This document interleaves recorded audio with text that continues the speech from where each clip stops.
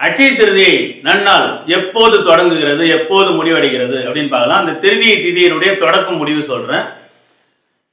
29/4/2025 செவ்வாய்க்கிழமை இரவு 8:49 அட்சய திருதியை தொடங்குகிறது.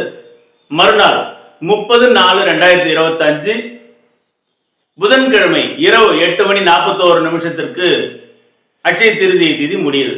அப்போ புதன்கிழமை அன்னைக்கு அட்சய திருதியை திதி. புதன்கிழமை நல்ல நேரம் சொல்லுங்க.